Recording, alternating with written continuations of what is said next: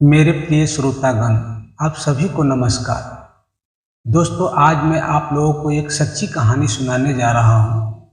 यह कहानी सुनाने से पहले मैं आप लोगों से एक विनती करना चाहता हूँ। दोस्तों, यदि आप लोग इस कहानी को इस चैनल पर पहली बार सुन रहे हैं तो इस चैनल को सब्सक्राइब कर लीजिए, ताकि मेरे जितने भी कहानी के वीडियो इस चैनल पर आए आप लोगों को सबसे पहले सुनने को मिल जाए।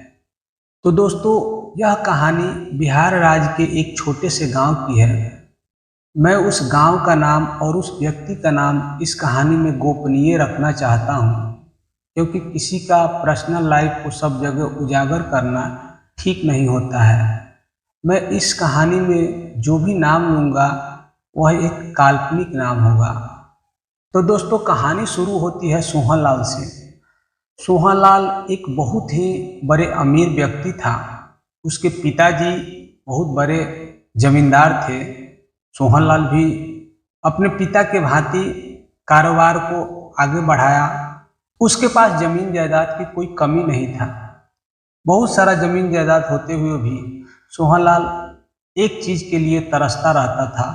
दोस्तों, सोहनलाल के पास पुत्र नहीं था। सोहनलाल हर रोज यही सोचा करता था कि मुझे एक बेटा हो जाता। हर मंदिर, हर मस्जिद में वह गया, लेकिन दोस्तों पुत्र नहीं हो रहा था।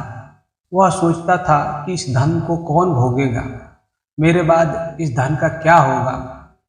यही सोचता रहता था। सारा धन दौलत होते हुए भी उसके मन में खुशी नहीं था। पुत्र नहीं होने के कारण वह हरदम दुखी रहता था। एक दिन की बात है, सावन का महीना था। सब लोग जल चढ़ाने जा रहे थे। दोस्तों, बिहार से सटे एक झारखंड राज्य है। वहाँ पे बाबा भोलेनाथ का बहुत बड़ा दरबार है। सभी लोग बाबा धाम जल चढ़ाने जाते हैं सावन के महीने में। सोहनलाल जब सभी लोगों को जल चढ़ाते हुए देखा तो उसके मन में भी ख्याल आया कि मैं भी बाबा धाम जाऊंगा, और यह सोचकर वह अपने गांव वाले के साथ बाबा धाम चल दिया। बाबा धाम गया और वहां जाकर वह जल चढ़ाया और मन ही मन बाबा से ये मांग लिया कि हे भोलेनाथ, यदि मुझे एक पुत्र हो गया तो मैं आपके पास हर सावन के महीने में जल चढ़ाने आऊँगा। और यह कहकर सोहनलाल बाबा धाम से वापस अपने घर आया। घर आने के कुछ दिन बाद भगवान भोलेनाथ की कृपा से सोहनलाल को एक पुत्र हो गया। जब सोहनलाल को एक पुत्र हुआ, वह फूले न समाया। वह बहुत खुश हुआ। जैसे एक छोटे बालक को एक खिलौना मिल जाता है और वह खुश हो जाता है, उसी तरह सोहनलाल भी पुत्र पाकर बहुत ही खुश हुआ। लेकिन दोस्तों, पता नहीं किसकी नज़र लग गई। दोस्तों, सोहनलाल के पास दो लड़की थी जो जवान हो चुकी थी। सोहनलाल अपने हैसियत के अनुसार दोनों लड़की को वर ढूंढकर शादी कर दिया। वो दोनों लड़की अपने अपने ससुराल चली गई। दोनों अपने ससुराल में खुश रहने लगी। एक दिन की बात है, सोहनलाल दोनों लड़की को अपने घर पे बुला लाया। दोनों लड़की जब सोहनलाल के घर आई तो सोहनलाल के पास पड़ोस की जो औरत थी वह कुछ बातें कर रही थी। पड़ोस की औरतें यह बात कर रही थी कि सोहनलाल को एक पुत्र हो गया। यदि पुत्र नहीं हुआ होता तो यह सारा संपत्ति दोनों बहनों का ही होता। इस बात को दोनों बहनों ने सुन लिया।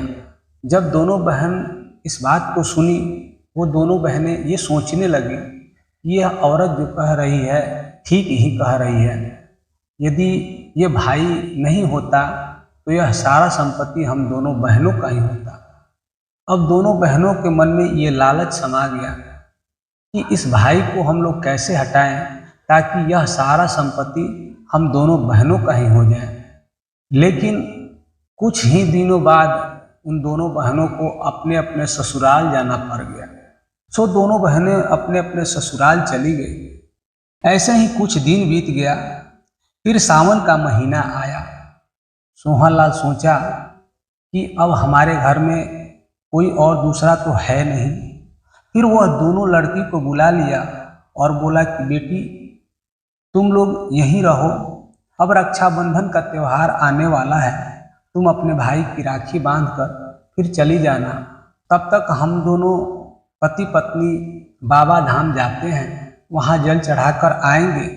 तब तक तुम लोग अपने घर की देखभाल करना और भाई की भी देखभाल करना। यह कहकर सोहनलाल अपनी पत्नी के साथ बाबा धाम को चल दिया। जब सोहनलाल चला गया तो उस रात दोनों बहनों ने मिलकर अपनी भाई की हत्या कर दी। भाई की हत्या करके उसको अपने आंगन में ही दफन कर दिया। जब सोहनलाल का आने का समय आया तो दोनों बहन चीखने चिल्लाने लगी, नौटंकी करने लगी दोनों बहन। जब सोहनलाल आया और अपनी लड़की से पूछा कि तुम्हारा भाई कहाँ है, तो दोनों बहन रोने लगी और बोलने लगी कि भाई तो कल शाम से ही न पाता है, हम दोनों बहनें ढूंढ ढूंढ कर थक गए हैं, लेकिन भाई का कहीं अता पता नहीं मिला। यह बात सोहनलाल सुना तो वो भी चारों तरफ गांव में ढूंढने लगा। चारों तरफ खोजने के बाद जब सोहनलाल को कहीं अपने लड़के का पता नहीं लगा तो वह नज़दीक के अपने पुलिस थाने में गया और रिपोर्ट लिखवा दिया। रिपोर्ट लिखवाया तो पुलिस वाले भी आए और चारों तरफ गांव में पता करने लगे, लेकिन पुलिस वाले को कोई सुराग नहीं मिला। जब कोई सुराग नहीं मिला तो पुलिस वाले फिर इन दोनों बहनों से ही पूछताछ किए। ये दोनों बहन यही जवाब देती कि भाई शाम को खेलने गया था लेकिन फिर वापस नहीं आया। फिर पुलिस वाले पूरे गांव में छानबीन किए लेकिन उनको कहीं अता पता नहीं मिला। तो फिर पुलिस वाले आए और पूछने लगे इन दोनों बहनों से कि कब गया था, कहाँ गया था। जब पूछने लगे इनका गोल मटोल जवाब आ रहा था। यह बात सुनकर पुलिस वाले को कुछ शक हो गया।